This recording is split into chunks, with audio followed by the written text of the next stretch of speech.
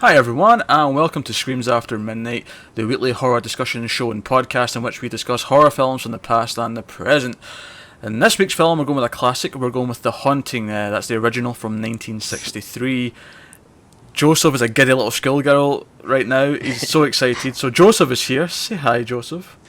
Hello. Tim's here. Yes, hello. He's known for writing Gohan comics and making jokes. And Kevin here from Ireland with his fear of minions. Hello, how are you? And you might also hear off in the distance Joseph's new dog who's causing trouble. It's not a ghost, we promise. Alright, so this is Screams After Midnight. She's about to be. We are from the Mild Fuzz podcast network, and we are going to talk about The Haunting. And I'm glad we're doing a classic because we do actually have quite a lot of contemporary stuff coming up. I don't know if you guys seen the list of stuff that I posted recently, but there's a lot of things coming up over the next few months. But yeah, so The Haunting was released in 1963. It was remade in 1999, but we're not going to talk about that. We're going to talk about the original, and it is a kind of a unique film of its time because it was in this sort of, some sirens in the background. That's good. That's on mine. That's I think that's my end. Los Angeles, of course. But yeah, it's directed by Robert Wise, and it's a bit of an odd film of its time because it's from this period where most films were in colour by this point. You know, most films had transitioned over into colour, and I think much like Psycho, Robert Wise made the choice to shoot in black and white. But what makes this even more obscure than Psycho is that it's one of the few films from this time in English-speaking cinema where it was in black and white, but it was also shot in scope. It was like, you know, the anamorphic sort of widescreen, which we're really used to seeing nowadays, and it was quite prevalent at the time as well. But most films that were shot in that were shot in colour, so it's actually quite unique. Outside of Asia did that a lot. You know, Kurosawa shot Yojimbo and things like that in black and white in that ratio. And I'm living up to my stereotypes by talking about aspect ratios first on the show. But James would be proud. James would be proud. But I wanted to point that out because it is quite a unique thing to see, and it looks really nice. As I guess what I'm getting at is the cinematography is really nice. But we should talk about the plot, and we'll get your guys' thoughts on everything. So basically, this Hill House off to a bad start. We get a nice little history lesson at the start of the film that explains the backstory behind the house and how everyone who's been involved with it's basically died in some way or another. And we find out we're being narrated by an investigator who's interested in the supernatural, who we actually cut to in the film, and he's assembling a team of different people who have some sort of background in supernatural in some way to go and investigate the house. Most of them don't show up, but a small group do. And we focus on a character named Eleanor, or Nellie, I think it's the nickname she gets, and she's sort of the focus and the primary character who's affected in the film, and creepy stuff starts happening. And before I go on any further, let me just remind everyone that, as always, full spoilers for the film ahead before we get into the good stuff. So I'm leaving Joseph just now because we know he likes it, so we'll let him be last. So Kevin, what did you think generally about The Haunting? What were your feelings on it? Actually, I really enjoyed this. I was really excited for hearing from Joseph about how good it was, and Robert Wise's other films. What I've seen, I've enjoyed. But yeah, I really enjoyed this, and coming to the character of Eleanor, I was reading a few reviews on Letterboxd, and a lot of people were complaining about the internal monologue, but I actually really enjoyed it. I actually really enjoyed how we were hearing her and her feelings about the whole experience. But I love the plot, and I love the setting, and I loved how it relied on more creepy and more atmospheric things than jump scares or whatnot. But I actually loved that it didn't show anything. It was more, you relied on shadows, and it relied on audio, and it relied on suggestion. So I really enjoyed that, yeah. So. Well, I'm going to pick up on something you said there about the inner monologue. And something I want to point out, because I've been watching Mr. Robot right now, that's been airing on USA. And it's a very good show, by the way. I thoroughly recommend it. Yes, USA actually made a good show. See, when you watch this, you will not believe it came from that network. It is so good. And I know, Joseph, you like some shows on USA, but... Psych, Monk. But this doesn't feel like notice. those... This doesn't feel even like that. This feels like something you would get on AMC or HBO. Like, it feels proper high caliber. But anyway, one of the things on that show is that the lead character's kind of kooky, and he's kind of like not right in the brain. He's got a lot of social issues, but he actually talks to the audience. He talks to the viewer as if he's got an imaginary friend in his head that he's talking to. Alright. And the reason why I bring that up is because I kind of felt like, as much as they're all investigating stuff, I think there is the possibility in this film that the lead character is actually just kind of unstable and isn't all right there on the head. Yeah. You know, as the film goes on and the narration comes in and she's talking about things, you almost start to wonder how much of this is she actually imagining, how much of this is just in her head. Now, some of it can't be because some of the other characters, you know, hear things or whatever, but I certainly got that feeling as the film went on, and I think that's something we'll come back to a little bit later. But let's get to Tim and what you generally felt about the film. Well, I like Joseph, so I hope he's not mad. This is getting There's interesting. only one answer you can give me right now. I did not like this movie, dude. It was here. Here's the thing, though. It's not. I'm not saying it's a bad movie, though. Like, I'm definitely not saying that. Like, there's a difference between not really enjoying this, which, like, I can definitely see why it's a classic and people liked it, as opposed to. Aged. Yeah, I think it's a little dated. And like, yeah, but you know, obviously though, it's different. Like when I say I didn't like The Gallows, that's because The Gallows was like a fucking shit movie. Like when I say I don't like this, like, it's not like I don't hate it. I just honestly I was bored by it. There were some good parts. I definitely liked the overall story, and I did like Nell's character, and I actually really liked the inner monologue a lot. I thought that was some of the best stuff, especially towards the end when she starts like, you know, really freaking out.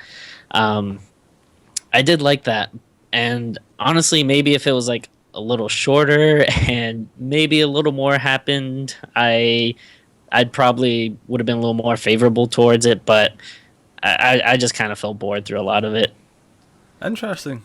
Now I know I guess, Joseph's desperate to go to him now, but I said I'm leaving you to last, so I'm going to jump in here with a couple of points based on what Tim said there.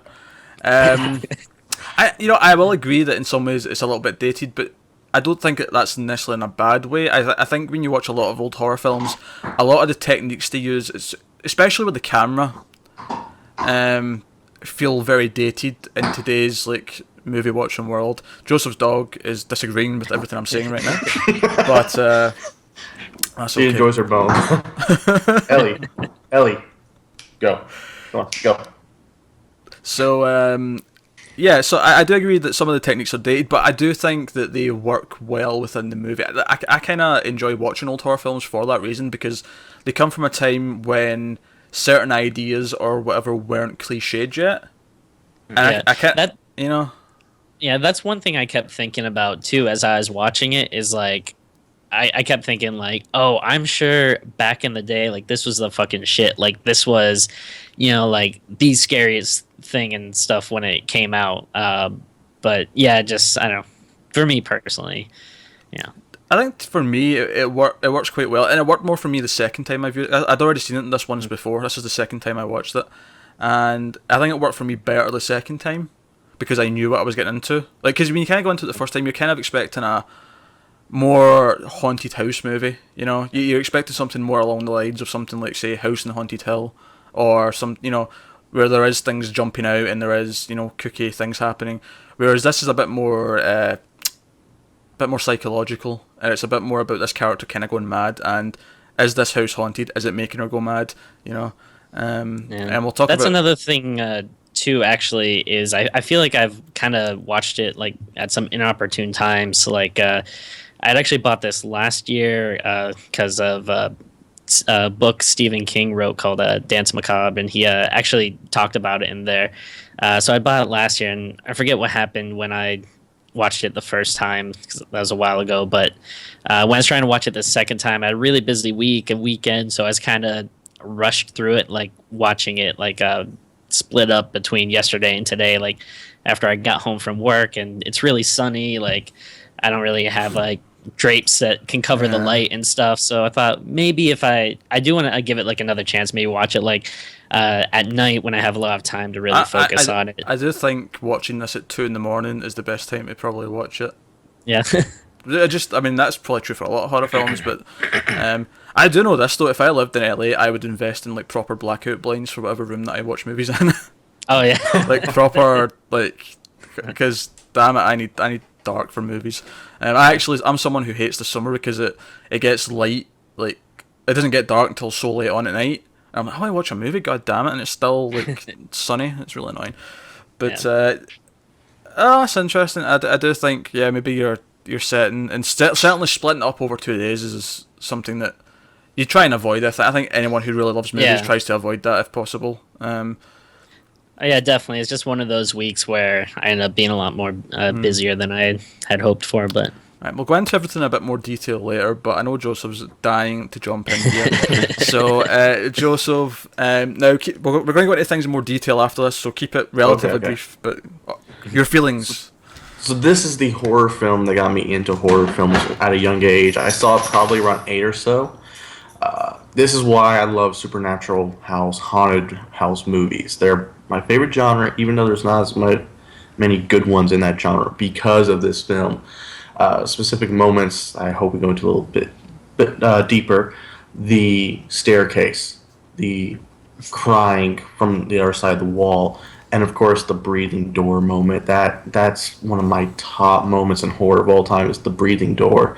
This is a movie that I watch every few months to remind myself how much this is why I love horror films. That's interesting.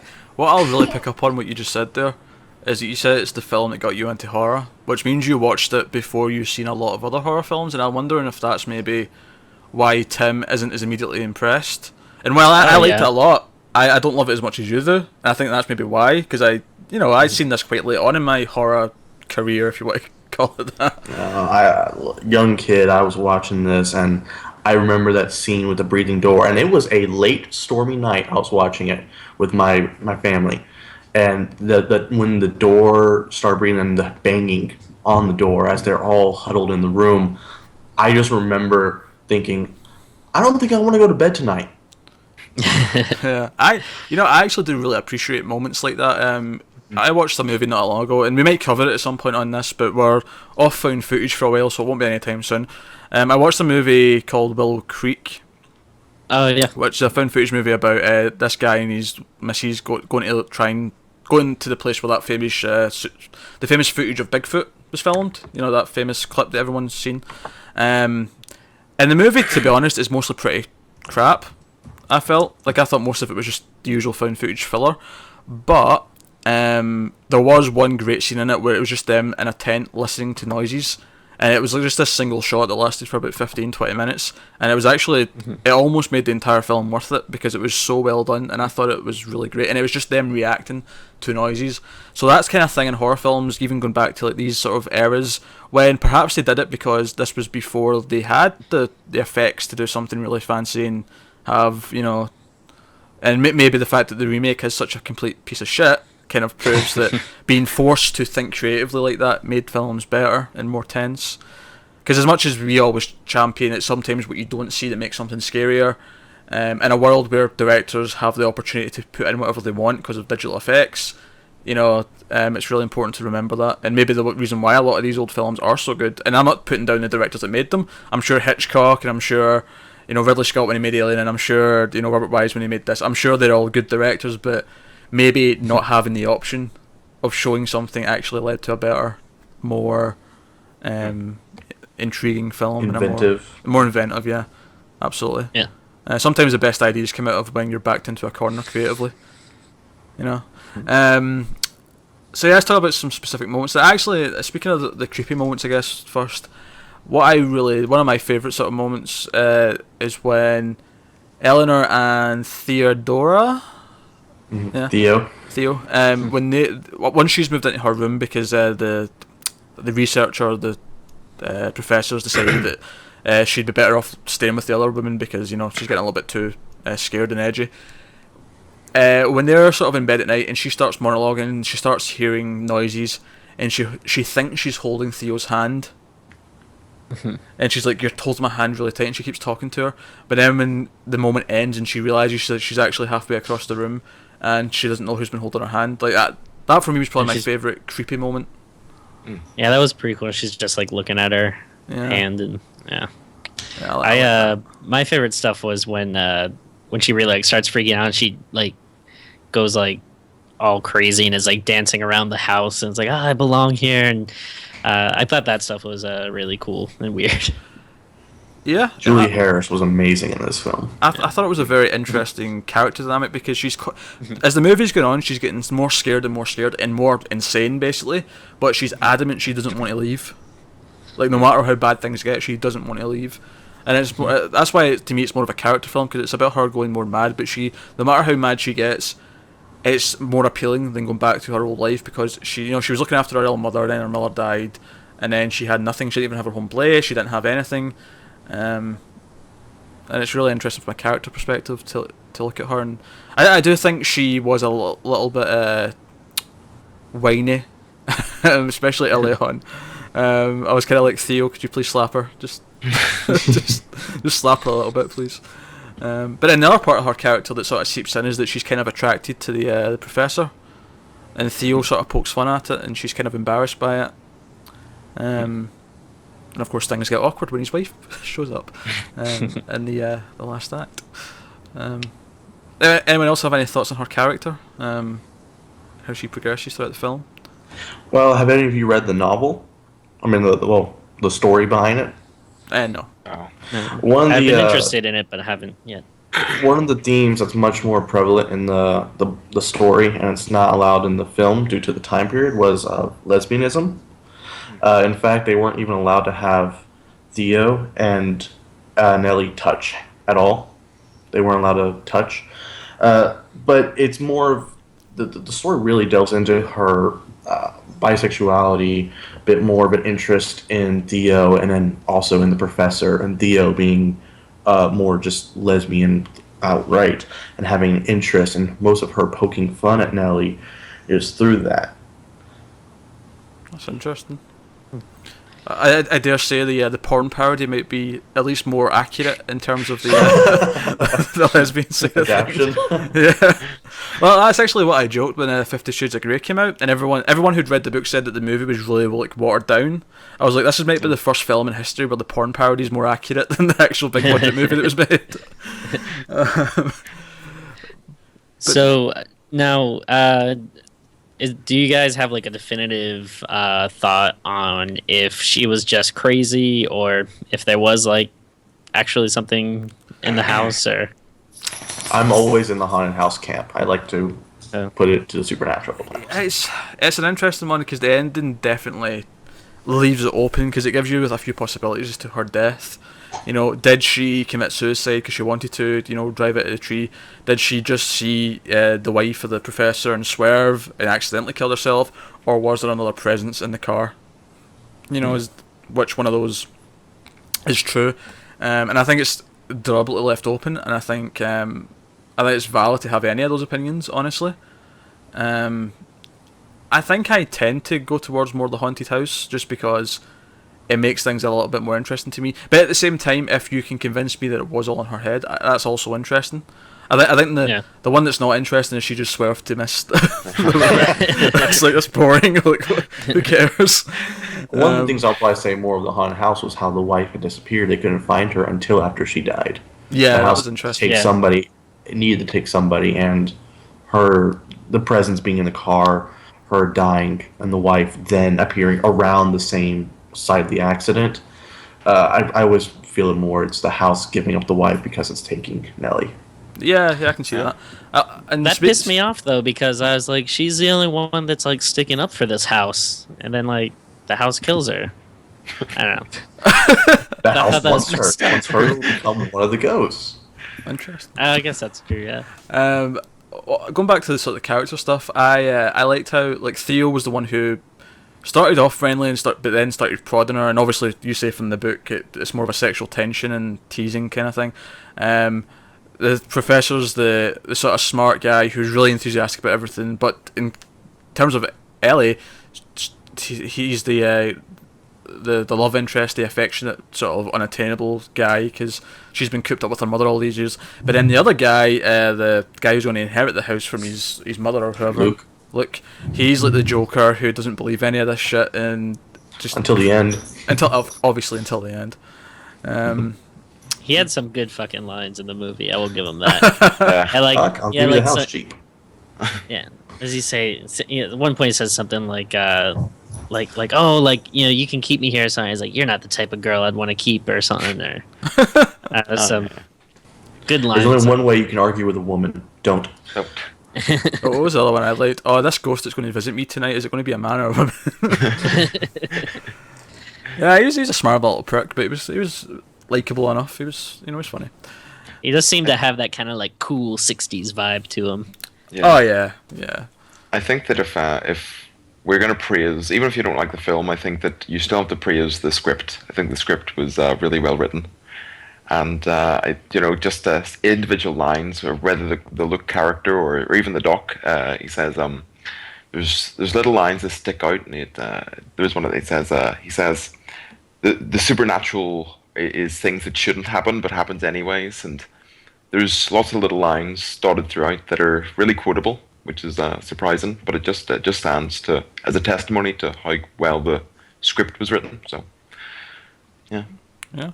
I didn't finish it, but I listened to a little bit of the commentary track on the Blu-ray.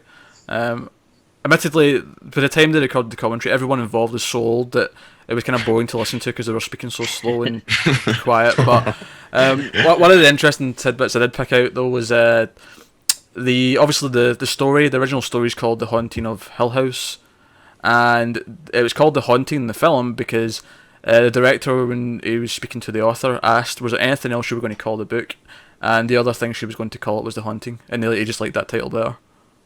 Thought it was The Haunting of Hill House was a little too long, or wasn't really movie proper. it's simpler and more stuck out, and obviously nothing to be called that yet. And when you find it's kind of like when they made Alien in '79 and they went back to check, is there anything else ever just been called Alien, and it hadn't been. It's like, fuck, we better use that. Somebody needs to use that. Maybe it'll be us. Same with Halloween even, which I'm sure we'll talk about come October. Hint hint. Was that on the list you made?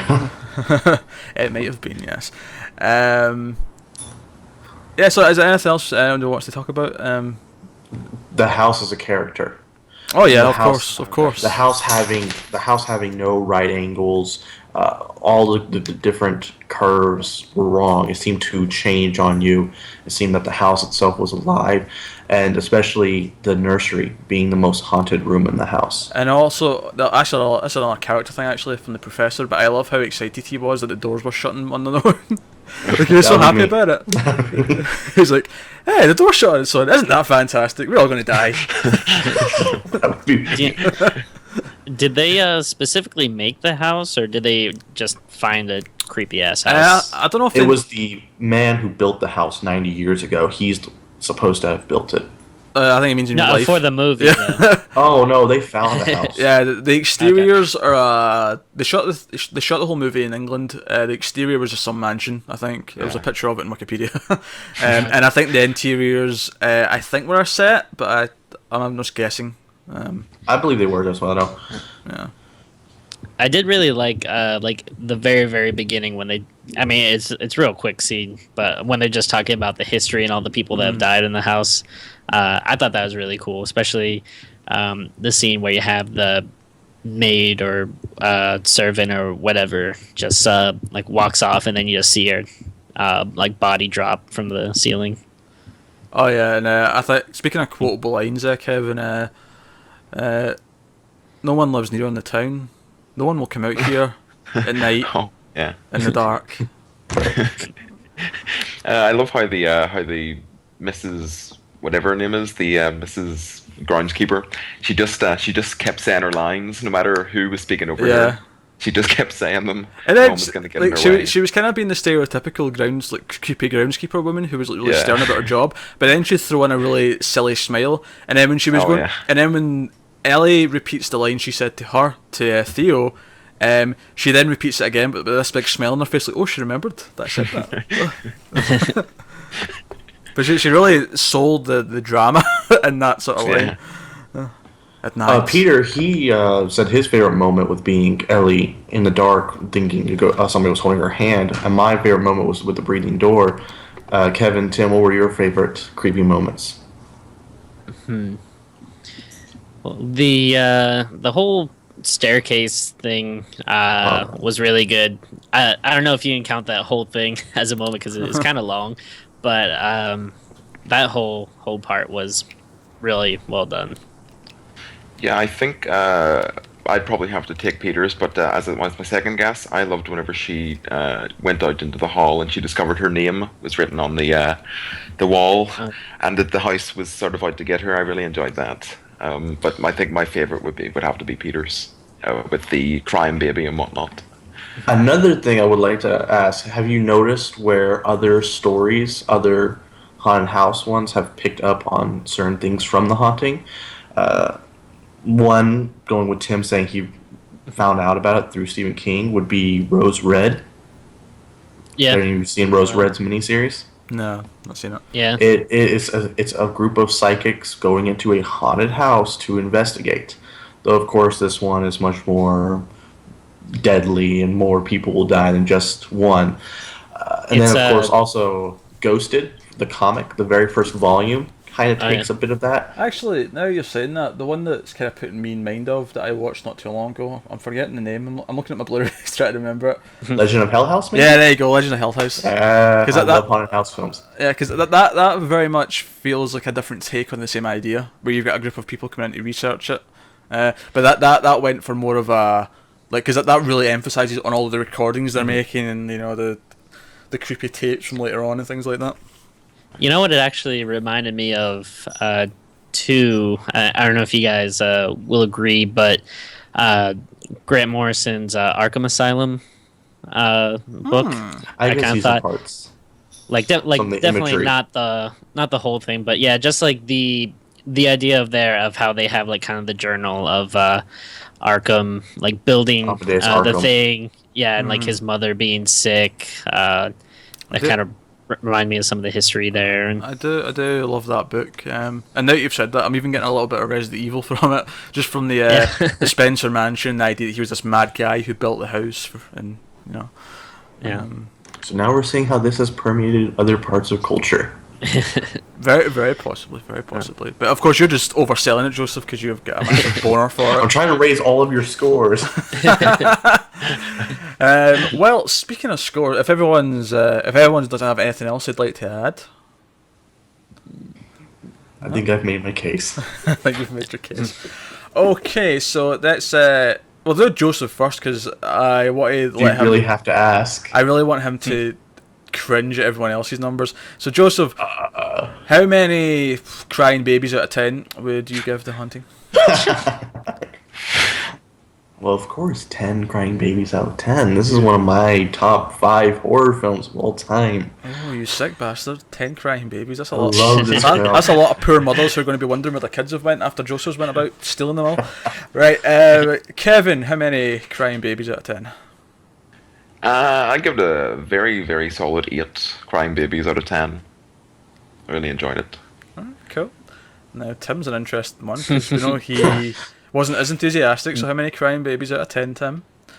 Well, this is just like really just based on my enjoyment level, not like the technical level of the movie, but I'd give it a 6, I think, just because I was bored for a lot of it. But there was a lot of good stuff in it, and I would still recommend that people definitely watch it because it is a classic, definitely for a reason. And It's Scorsese's favorite horror. Throwing it out there. there you go. Yeah, I mean that alone like should pique people's interest, and definitely if you're a horror fan, it really is something you should at least watch, even if you might not like it. To reference Creep from last week, there was a little bit of wolf in Joseph's eyes there. When, Tim said 6. Just a little bit. I'm going to go with Kevin here and say crying babies out of 10. I think it's solid, but it doesn't really quite hit it into my favourites of all time. And I know we're all working away at our top 100s right now.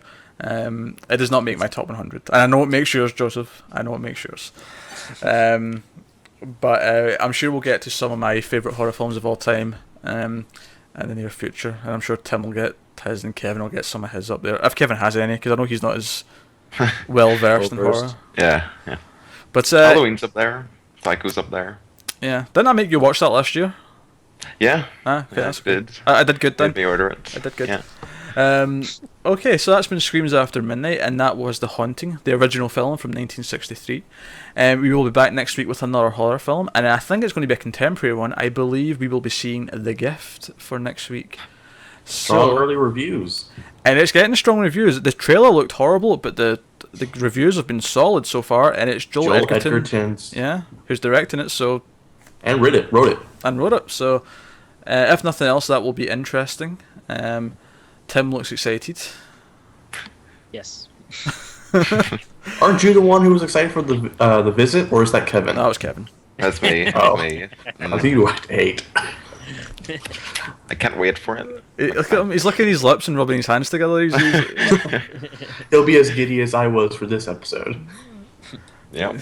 God. New film from M. Night. Can't wait. God, he's like someone from Sick Joseph's. bastard. He's like someone from Joseph's neck of the woods going towards a barbecue table when he's ever leaving up to visit. All right, let's wrap this one up then. So, Kevin, if people want to find you on the interwebs, where can they find you? You can find me on Letterboxd at MomoGuy123 and on Twitter at MomoGuy123. Very nicely done, Joseph. Where can people find you? I can be found on Letterboxd and Twitter at jkohler_93. Head warning, I'm about to have a flux of the haunting posts. Very good. Tim, where can people find you? Pretty much any social media thing. It's at Tim Vargulish, and check out my comics at facebook.com/GoatmanComics. Yeah, go check out Goatman. It's good stuff. So I hear. You've not shipped me any Ever copies. sell the film rights, maybe we can review it. As soon as they lift that trade embargo on Scotland, I'll send you some. You can find me on Twitter, on Tumblr, where I do my written movie reviews. You can also find me on Letterboxd and Instagram. All of those are Wibble89, nice and consistent across the board. You can also find me on other shows here on the Mild Fuzz Network, such as the Movies Podcast, 1.21 Gigawatts, and the TV Podcast, Almost Cancelled. Do tune in to 1.21 Gigawatts later this weekend for a giant talk, including Tim, who's going to be coming over from CBI to talk about the new Fantastic Four. We can't wait. Bless your souls. Maybe we should do that in this one because I've got a funny feeling it's going to be horrific. I'm excited for it. Oh, you say? Oh. Yeah. Well, I hope you're not disappointed. Yeah, so do I. I hope that's the case. But we have rambled on long enough, so as always, guys, please do like the video on YouTube or on iTunes, give us 5 stars, or give us a thumbs up on Stitcher, because we're on Stitcher now too.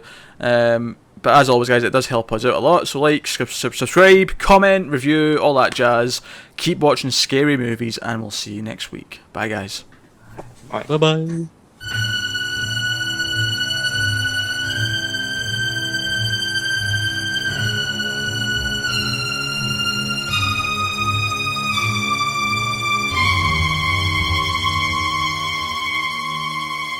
Let me get IMDb up, just so that I've got character names in front of me for purposes. Eleanor. House.